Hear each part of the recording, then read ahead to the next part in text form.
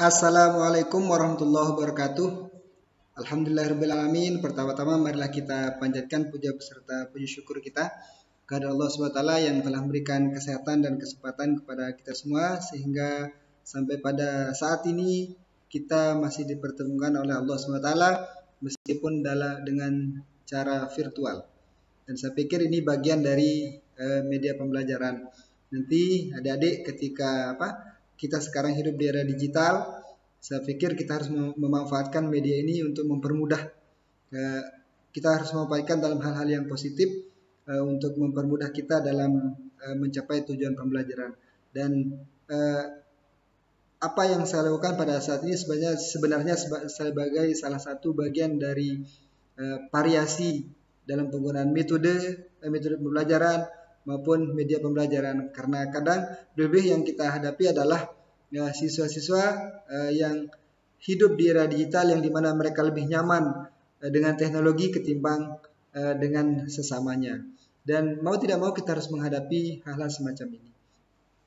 Kedua kalinya salawat serta salam tidak lupa pula kita hadiahkan kepada junjungan alam Nabi besar Muhammad sallallahu alaihi wasallam.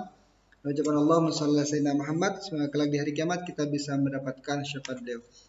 Adik-adik mahasiswa PAI semester 5 yang saya hormati, semoga kita semua dalam keadaan sehat walafiat, tidak kurang satu apapun.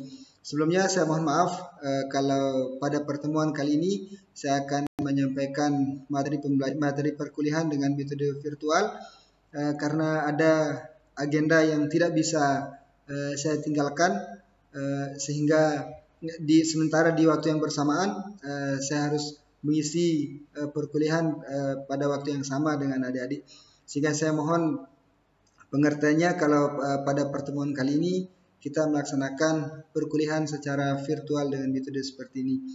Dan sekali lagi seperti saya sampaikan di awal, metode ini bisa adik-adik lakukan nanti ketika menjadi seorang guru, sebagai salah satu agar tidak ada alasan bagi adik-adik untuk tidak melaksanakan tugas pembelajaran, tugas belajar mengajar, karena sebagai dalam rangka melaksanakan tugas sebagai guru. Karena sekali lagi saya sampaikan di awal bahwa sekarang kita hidup di era digital, dan yang kita hadapi dan yang akan kalian hadapi adalah anak-anak yang jauh lebih melek dengan teknologi, sehingga saya pikir guru tidak boleh harus lebih cerdas daripada siswa-siswinya.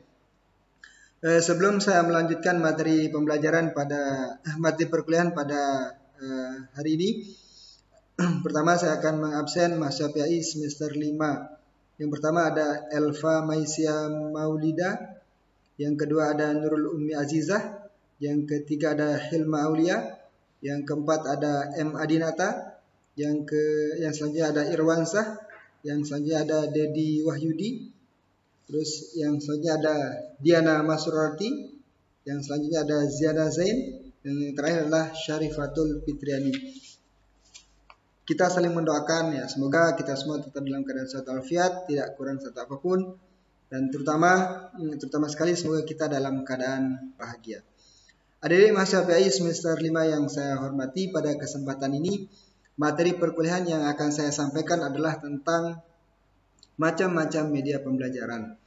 Kita ketahui bersama bahwa salah satu cara untuk mencapai tujuan pembelajaran adalah dengan menggunakan media pembelajaran. Apa tujuan penggunaan media pembelajaran ini? Salah satu tujuannya adalah agar siswa bisa menerima dengan mudah materi pembelajaran. Karena pembelajaran itu tidak hanya disampaikan secara konvensional saja, akan tapi perlu disampaikan juga dengan cara kekinian. Tidak hanya melulu dengan metode ceramah, tidak hanya melulu dengan metode diskusi, tapi dalam pelaksanaan metode ceramah itu harus dibarengi dengan artinya maksud saya ketika melaksanakan proses belajar mengajar, kita tidak boleh hanya menggunakan metode saja, tapi tanpa menggunakan media pembelajaran. Tentu tanpa media pembelajaran kelas akan terasa bosan, akan terasa membosankan, akan terasa siswa-siswa juga tidak akan merasa nyaman dengan situasi dan kondisi yang ada di kelas, terutama ketika kita diberikan jadwal di jam terakhir perkuliahan. Baiklah adik-adik mahasiswa PAI semester 5 yang saya hormati, pada kesempatan kali ini saya akan menyampaikan macam-macam media pembelajaran, bahwa media pembelajaran itu ada 6. Macam-macam media pembelajaran itu ada 6, bukan media pembelajaran itu ada 6, tapi macamnya itu ada 6. Yang pertama adalah media audio. Apa itu media audio? Macam-macam media pembelajaran audio berfungsi untuk menyalurkan pesan audio dari sumber pesan ke penerima pesan. Media audio berkaitan erat dengan indera pendengaran. Dilihat dari sifat pesan yang diterima, media audio dapat menyampaikan pesan secara verbal, bahasa lisan atau kata-kata, maupun non-verbal, yaitu dalam bentuk bunyi-bunyian, vokalisasi. Contoh media seperti radio, tape recorder, telepon, laboratorium bahasa, dan lain-lain. Artinya dalam penggunaan media audio ini dia kaitannya dengan media pendengaran, ya. Media pendengaran. Ini salah satu cara untuk karena ada kadang siswa yang tipenya audio, dia hanya dengan mendengarkan, ya, dia dengan mendengarkan dia langsung bisa memahami pembelajaran. Tidak berbeda halnya dengan ada yang siswa dengan tipe visual misalnya. Ya, kalau siswa dengan tipe visual, dia tidak nyaman belajar dengan audio, tapi lebih nyaman dengan ketika diperlihatkan gambar-gambar misalnya dan sebagainya. Oleh karena itu, dalam penggunaan media audio ini yang kaitannya dengan suara, kita harus terutama kita yang sebagai guru PAI, misalnya kaitannya dengan media audio, misalnya kita mengajarkan Al-Quran dan hadis. Nah, Al-Quran dan hadis di sana kan kaitannya dengan suara. Kalau suara kita, misalnya ketika membaca Al-Quran, kita mengajarkan Al-Quran, belajar ilmu tajwid misalnya, ya, belajar ilmu tajwid, alangkah baiknya kalau kita mempersiapkan media audio kepada peserta didik kita. Mungkin kita tidak terlalu hebat, mungkin suara kita tidak terlalu hebat dibandingkan dengan suara-suara qori profesional misalnya. Nah, dalam kondisi itu adik-adik bisa memanfaatkan media audio ini. Ya, pakai saja misalnya murotalnya Muzammil Hasbalah kalau tidak salah namanya, atau qori legendaris misalnya Muammar ZA atau Darwin Hasibuan atau Ustadz Sabarudin yang dari Lombok Tengah itu. Kita putarkan saja media audio dalam Al-Quran, saya kaitannya dengan bacaan Al-Quran dan hadis, sehingga bisa diresapi betul,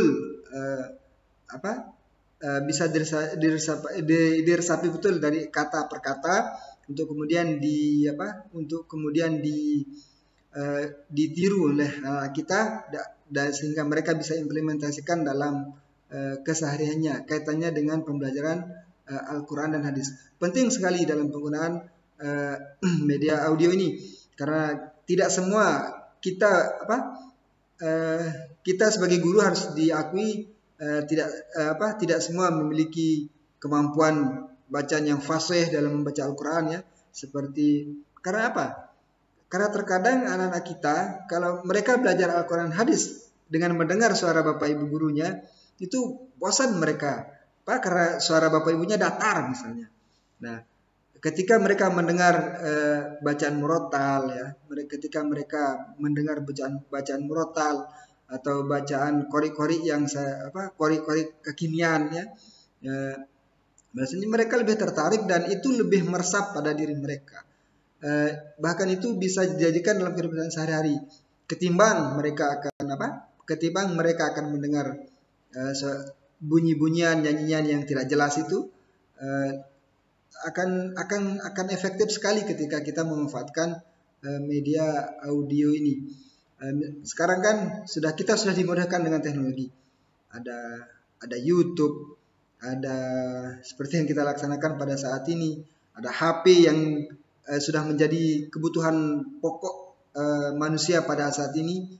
Ya, dulu kalau kebutuhan pokok yang konvensional itu kan ada 9, ya, sembako, 9 bahan pokok. Kalau sekarang itu sudah bukan 9 tapi 11. Yang pertama yang ke-10-nya itu HP, yang ke-11-nya itu kuota. Orang tidak bisa hidup tanpa HP, orang tidak bisa hidup tanpa kota. Dari HP dan kota, ini manusia modern pada saat ini menjalani kehidupannya, dan beraktivitas dengan bahkan mereka mencari hidup dengan penghasilan pekerjaan atau penghasilan melalui HP ini, sehingga HP merupakan suatu yang sangat bermanfaat ya, untuk kehidupan modern. Siapa yang bisa memanfaatkan teknologi digital, maka dia akan survive, dia akan mampu bersaing di tengah persaingan yang sangat kompetitif pada zaman digital ini. Yang selanjutnya adalah yang tadi media audio, selanjutnya adalah media visual. Macam-macam media pembelajaran visual adalah media yang hanya mengandalkan indera penglihatan. Kalau audio itu pendengaran ya. Sekarang visual itu dia mengandalkan indera penglihatan. Jenis media pembelajaran visual menampilkan materialnya dengan menggunakan alat proyeksi atau proyektor. Ya, kalau kita biasa menyebutnya LCD lah. Kepanjangan LCD itu Liquid Crystal Display. Ya. Pesan yang akan disampaikan dituangkan ke dalam bentuk-bentuk visual. Selain itu, fungsi media visual juga berfungsi untuk menarik perhatian, memperjelas sajian ide, menggambarkan fakta yang mungkin dapat mudah untuk dicerna dan diingat jika disajikan dalam bentuk visual. Ya. Ini media gambar, bisa dibilang seperti itu. Ini kaitannya dengan tadi sekali lagi, kalau audio itu kaitannya dengan pendengaran, sedangkan visual itu kaitannya dengan penglihatan. Nah, makanya dalam media visual ini nanti seorang guru menampilkan video-video ya, mengambilkan video-video yang terkait dengan materi pembelajaran tentunya. Misalnya terkait praktek wudu kalau kita yang PAI. Untuk mencontohkan wudu yang sempurna, sekali lagi kita sangat dimudahkan. Adik-adik tinggal klik di YouTube. Syukur-syukur kalau adik-adik bisa membuat konten sendiri. Misalnya adik-adik ahli dalam membuat media pembelajaran, misalnya ahli bisa menggunakan Photoshop, bisa mampu mengoperasikan itu kaitannya dengan media visual ya.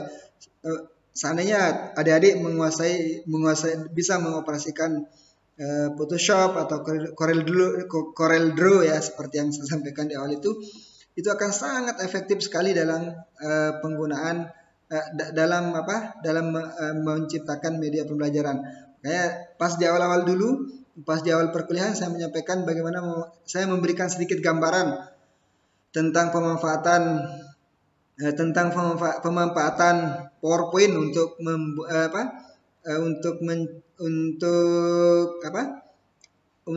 membuat media pembelajaran. Nah, itu sebenarnya salah satu media audio ya.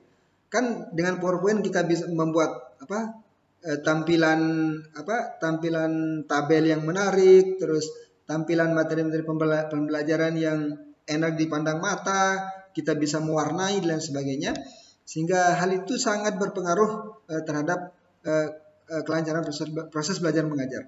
Sebagai contoh saja, misalnya ketika kita mengikuti suatu seminar, misalnya, ya, itu kita mengikuti suatu seminar, pasti itu digunakan adalah PowerPoint ketika ingin mempresentasikan materi yang akan disampaikan, itu pasti menggunakan PowerPoint dan tampilannya sangat menarik. Itu di orang tua ya, apalagi kalau itu kita gunakan di anak-anak misalnya dari jenjang pendidikan dasar dan menengah. Nah, sehingga mutlak media pembelajaran visual ini dibutuhkan dalam proses belajar mengajar. Macam-macam media pembelajaran visual ini dibedakan menjadi dua, yaitu pertama media visual diam dan yang kedua media visual gerak.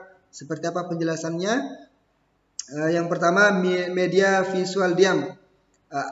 Bagaimana contoh media visual diam itu? Contohnya berupa foto, ilustrasi, flashcard, gambar pilihan dan potongan gambar, film bingkai, film rangkai, OHP, grafik, bagan, diagram, poster, peta dan lain-lain. Nah, seperti yang saya contohkan dalam penggunaan pengoperasionalan PowerPoint. Dan saya berharap adik-adik berkenan untuk mendalami ya pemanfaatan PowerPoint itu dalam untuk mendukung kelancaran proses belajar mengajar sehingga tujuan pembelajaran itu bisa tercapai. Yang kedua adalah ini media visual ya. Yang kedua, bagian dari media visual itu adalah tadi ada media visual diam, sekarang ada media visual gerak. Bagaimana contoh dari media visual gerak ini? Yang pertama berupa gambar-gambar proyeksi bergerak seperti film bisu dan sebagainya. Bagaimana contoh dari film bisu? Memang ada itu film bisu, dan memang Charlie Chaplin. Nah, tonton saja Charlie Chaplin. Film Charlie Chaplin itu bagaimana itu sebuah animasi ya, sudah sebuah animasi yang hanya menampilkan gambar saja tanpa ada suara, dan itu sangat menarik, dan itu menjadi salah satu tontonan paling menarik di dunia ya. Itu contoh media visual gerak, dia bergerak tapi tanpa suara. Itu misalnya ketika melaksanakan praktik sholat misalnya ya. Misalnya tanpa ada suara itu bisa misalnya praktik gerakannya kan, bukan praktik bacaannya. Dan di PowerPoint itu bisa dibuat contoh-contoh media visual diam itu. Yang selanjutnya adalah media audio visual. Nah, ini penggabungan antara media audio dengan media visual. Apa itu media audio visual? Macam-macam media pembelajaran audio visual merupakan media yang mampu menampilkan suara dan gambar. Artinya perpaduan dari audio yang lebih mengandalkan pendengaran dengan visual yang mengandalkan penglihatan. Ini penggabungan. Ditinjau dari karakteristiknya, media audio visual dibedakan menjadi dua, yaitu media audio visual diam dan media audio visual gerak. Bagaimana contohnya? Bagaimana contoh media audio visual diam? Yang pertama berupa TV diam, film rangkaian bersuara, halaman bersuara, buku bersuara. Seperti yang saya sebutkan di contoh film Charlie Chaplin tadi itu. TV diam tapi tanpa ada suara itu ya. Terus film rangkai bersuara, halaman bersuara, buku bersuara. Terus yang selanjutnya media audio visual gerak berupa TV, film bersuara, gambar bersuara dan lain-lain. Itu contoh, itu macam media pembelajaran. Yang kedua adalah ketiga. Pertama audio, yang kedua visual, yang ketiga adalah audio visual, penggabungan dari keduanya. Selanjutnya media sarbaneka ya. Macam-macam media pembelajaran sarbaneka merupakan suatu media yang disesuaikan dengan potensi di suatu daerah, di sekitar sekolah atau di lokasi lain atau di masyarakat yang dapat dimanfaatkan sebagai media pengajaran. Apa contoh dari media sarbaneka ini? Macam-macam media pembelajaran sarbaneka diantaranya adalah papan tulis, media 3 dimensi, realita, dan sumber belajar pada masyarakat. Kalau khusus misalnya contoh dalam pembelajaran PAI ya, kita di Provinsi Nusa Tenggara Barat memiliki tempat pelaksanaan manasik haji yang ada di Kota Mataram itu. Ada asrama haji misalnya di Mataram. Nah, asrama haji ini apakah bisa kita manfaatkan sebagai media pembelajaran sarbaneka? Bisa, karena di sana terdapat Ka'bah. Nah, itu miniatur Ka'bah. Misalnya ketika materi pembelajarannya tentang tawaf misalnya atau tentang pelaksanaan ibadah haji, Bapak Ibu guru bisa mengajak siswa-siswinya untuk datang ke asrama haji untuk praktek, bagaimana praktek tawaf yang boleh dibilang yang semi aslinya lah, boleh dibilang semi aslinya, karena dari segi bentuk, warna itu sangat mirip sekali dengan Ka'bah yang sesungguhnya. Di Lombok Tengah juga ada, di Lombok Tengah juga ada, di Kecamatan Janepri tempatnya.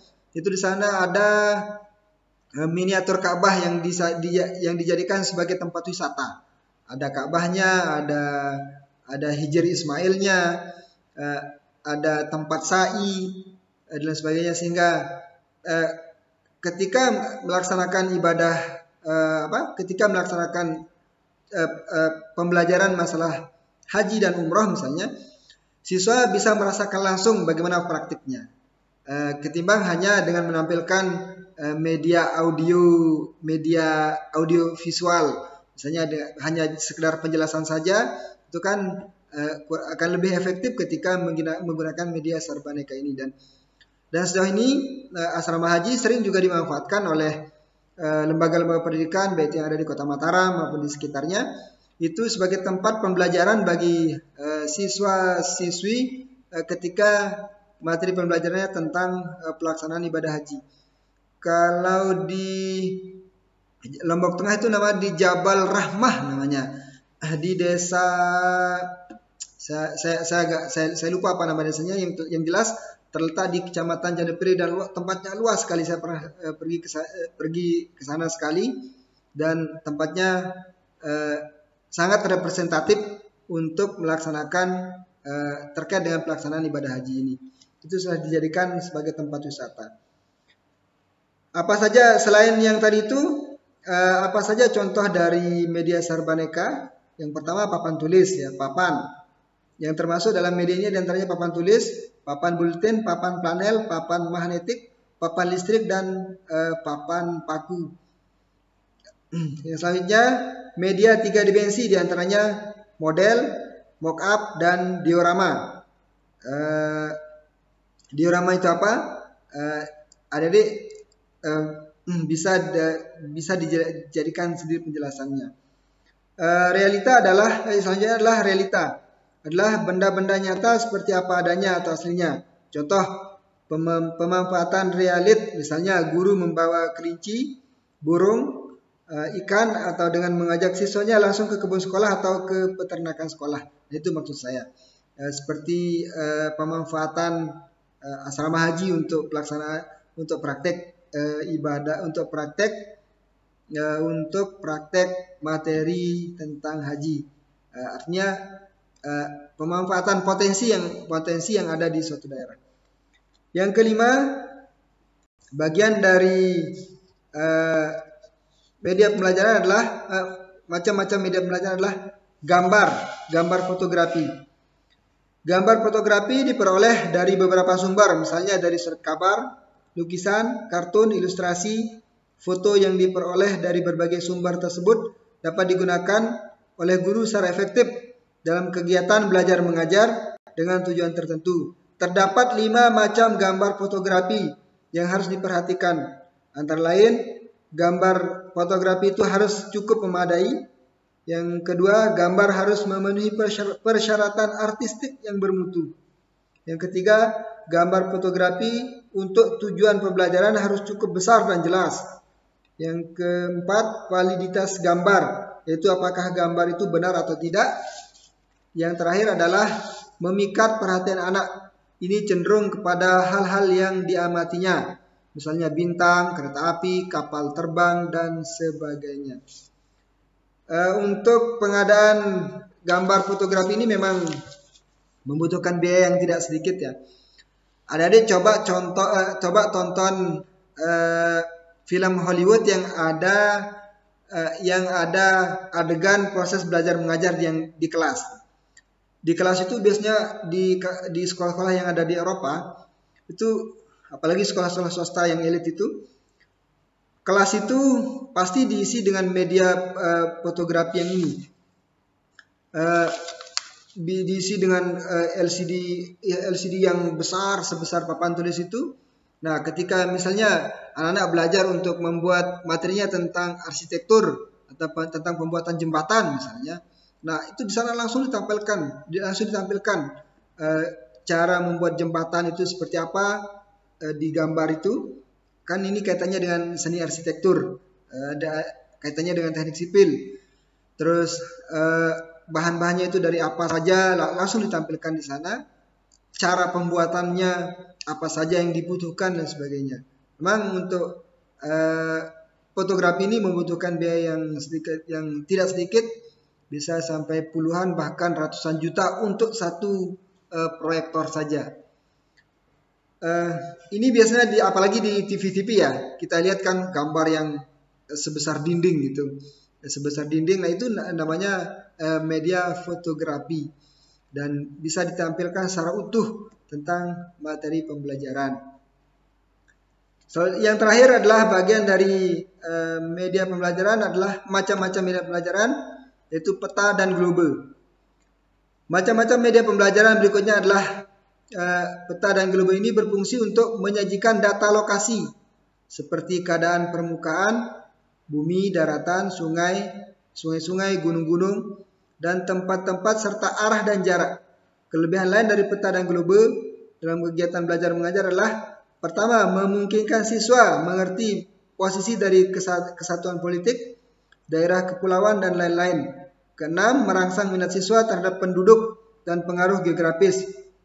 Yang terakhir, memungkinkan siswa memperoleh gambaran tentang imigrasi dan distribusi penduduk, tumbuh-tumbuhan dan kehidupan mewah, serta bentuk bumi yang sebenarnya. Sekarang kita semua pasti itu sudah menggunakan yang namanya Google Map. Nah, kalau globe itu kan mungkin dia bentuknya bundar, hanya gambaran tentang peta dunia.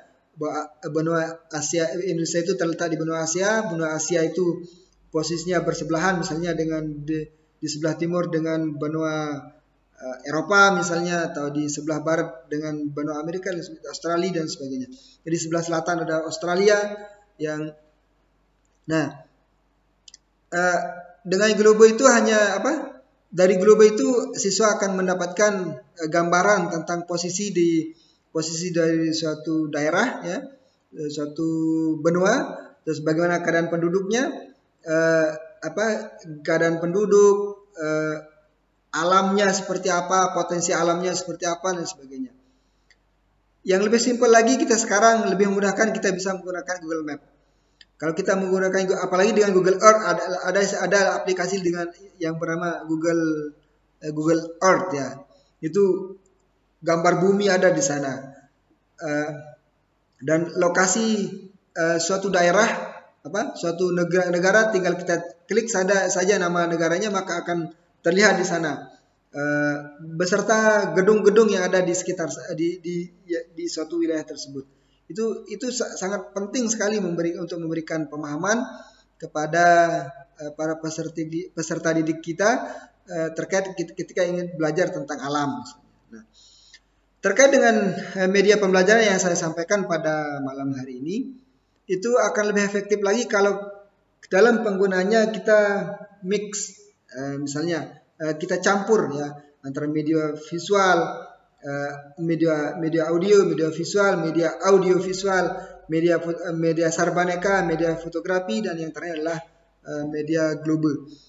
Kalau kita kombinasikan dalam satu kesatuan ketika proses belajar mengajar, itu bisa dibayangkan bagaimana efektifnya suatu pembelajaran, sehingga tidak ada siswa, kalau kita menggunakan media pembelajaran yang sesuai dengan apa yang kita pelajari saat ini, tidak akan ditemukan lagi guru capek ngomong, terus siswa ngantuk karena sulit mendapat pemahaman dari peserta didiknya. Lebih dalam kurikulum Merdeka Belajar pada saat ini yang diterapkan oleh pemerintah kita, guru hanya memfasilitasi siswa ya. Guru hanya memfasilitasi siswa, memberikan penjelasan secara umum terhadap suatu materi. Nanti siswa diberikan kesempatan untuk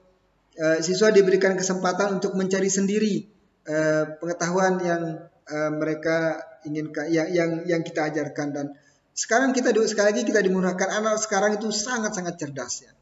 Anak tidak, kalau kita berbicara generasi ya kan, ada generasi Z, katanya ada generasi Y, ada generasi X dan sebagainya.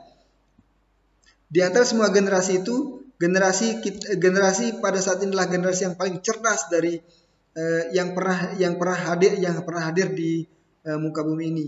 Akan tapi karena kecerdasan itu kalau tidak diimbangi oleh guru yang cerdas juga, maka tidak heran siswa dan siswi kita kepintarannya mengalahkan dari kepintaran para guru-gurunya. Itulah kesimpulan perkuliahan pada hari ini adalah bahwa media pembelajaran itu ada 6 macamnya. Yang pertama, yang seperti yang saya sampaikan tadi, yang pertama ada media audio, yang kedua media visual, yang ketiga media audio visual, yang keempat ada media fotografi, ada media sarbaneka, yang kelima ada media gambar fotografi, yang keenam ada peta dan globe. Untuk saya sarankan untuk kedalaman materi ini, adik-adik mencari informasi, mengembangkan apa yang saya sampaikan, sehingga pengetahuan yang saya bagi ini bukan mendikte, tapi bagi pada kesempatan ini bisa dimanfaatkan betul oleh kita semua, dan bahkan bila perlu adik-adik membuat media pembelajaran sendiri. Yang terakhir adalah saya ingin memberikan tugas kepada adik-adik. Di minggu kemarin sudah saya berikan tugas tentang korelasi antara media pembelajaran dengan resume dengan buku yang saya kirimkan file PDF-nya. Tolong minggu depan itu di masing-masing anggota yang masing-masing anggota di kelas ini yang berjumlah 1, 2, 3, 4, 5, 6, 7, 8, 9 orang harus mempresentasikan tugas yang saya berikan di minggu kemarin. Terus yang selanjutnya terkait dengan HP sebagai media pembelajaran, tolong adik-adik buat bagaimana memanfaatkan HP sebagai media pembelajaran. Tolong itu dibuat nanti sesuai dengan apa yang sudah Anda alami atau apa yang akan Anda alami, bisa dibuatkan. Sekali lagi saya ulangi, bagaimana Anda menjadikan HP sebagai media pembelajaran di era digital ini, sehingga tujuan pembelajaran bisa tercapai dengan baik. Syukur misalnya bisa diberikan contoh, nanti ketika saya menggunakan HP sebagai media pelajaran, saya akan memanfaatkan HP dengan ini. Misalnya untuk mencari tutorial, untuk memanfaatkan media sosial yang ada di HP, untuk mencari tutorial misalnya. Tutorial tentang materi PAI, bisa belajar tajwid, atau contoh-contoh yang lain terkait dengan pemanfaatan HP sebagai media pembelajaran. Berarti sekali saya ulangi, tugasnya ada 2, masing-masing kelompok yang 9 orang ini, masing-masing orang yang 9 orang ini minggu depan mempresentasikan tugasnya yang minggu kemarin, terus tugas yang minggu ini juga harus dipresentasikan di minggu depan, sehingga nanti tinggal saya melihat hasilnya, apakah ada hasil dari materi perkuliahan pada hari ini. Outputnya adalah minggu depan. Saya berharap adik-adik bisa melaksanakan tugas ini dengan serius. Toh juga ini adalah untuk kebaikan dan manfaatnya akan kita rasakan bersama di kemudian hari, karena kita semua adalah guru. Saya guru, adik-adik guru, calon guru, bahkan ada yang sudah menjadi guru. Alangkah baiknya kalau kita memanfaatkan media pembelajaran ini sebagai salah satu media, sebagai salah satu alat untuk mencapai tujuan pembelajaran. Hanya ini yang bisa saya sampaikan, lebih kurangnya saya mohon maaf. Sekian, assalamualaikum warahmatullahi wabarakatuh.